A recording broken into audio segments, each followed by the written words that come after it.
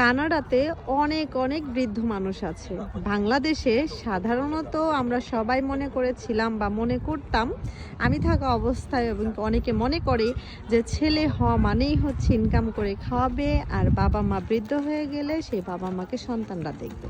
কানাডাতে কিন্তু এমন কোনো নিয়ম এবং কি কোনো কিছুই বাচ্চাদেরকে শেখায় না। বাচ্চা বাচ্চার মতো থাকবে। আর এখানে নিয়ম বাঁধা হচ্ছে, নিজেদের মতো করে নিয়েছে যে বাচ্চা জন্ম দেওয়া মা বাবার দায়িত্ব যেমন করে, যেমন পালনও তেমন করতে হবে বড়, কিন্তু তাদের কাছ থেকে কিছু পেতে হবে সে আশাটা কিন্তু কানাডার মানুষ করে না। যতদিন পারে, যে পর্যন্ত সাধ্য বা সামর্থ্যের মধ্যে হয়, স্বাস্থ্য ভালো থাকে, সে পর্যন্ত 50 থেকে 70 বছর বয়সেরও মহিলারা পুরুষেরা কিন্তু কর্মজীবনে কর্মঠ হয়ে পরিশ্রম করে টাকা উপার্জন করে নিজের জীবিকা নির্বাহ করে থাকে। তো ভিডিওটি এই পর্যন্ত, অন্য একটি ভিডিওতে কথা হবে। আল্লাহ হাফেজ।